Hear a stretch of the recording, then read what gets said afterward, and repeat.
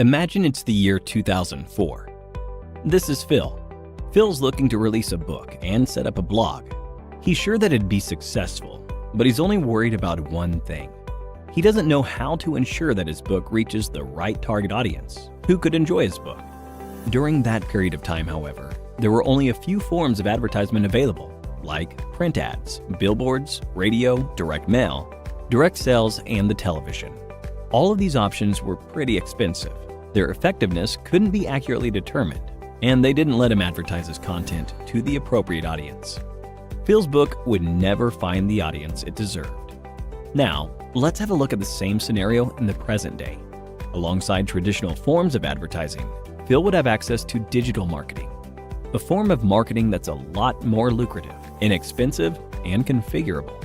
Marketing that would enable marketers to advertise their audience digitally using channels like search engines, websites, social media platforms, emails, etc.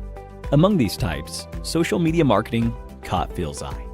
Social media marketing would give Phil the opportunity to take advantage of social media platforms to advertise his content to a highly targeted audience.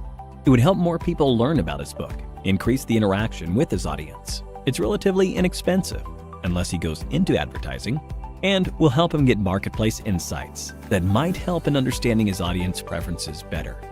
Phil started by taking up a certification to learn about social media marketing.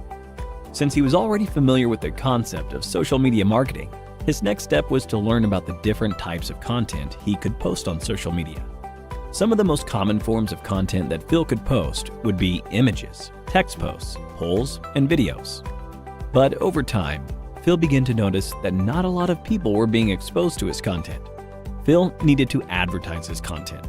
For that, he would need to use the advertising options provided by the social media platforms like Facebook, Instagram, YouTube, LinkedIn, and Twitter. Most advertising platforms offer users with a number of different options like image ads.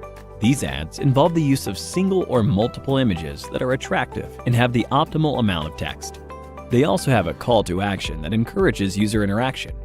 Phil could use images from his book, advertise websites that sell his book, and more.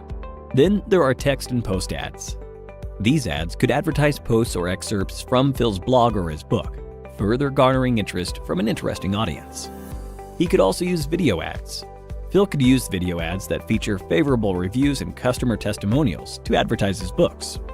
Phil could also use lead ads, through which he could collect information from users who are interested in a weekly newsletter or regular updates from his blog. But that wasn't the only thing Phil could do with social media platforms. He could create a brand for himself and drive audience interest to it. Engage with them, create an identity, engage with content, finding content that works for him. Social media platforms also allowed him the opportunity to target audiences based on demographics like their age, location, gender, and much more. And in time, Phil began to see an increase in the number of viewers coming to his social media page and, by extension, his blog.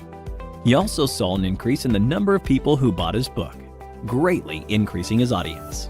Here are some things he learned. 1.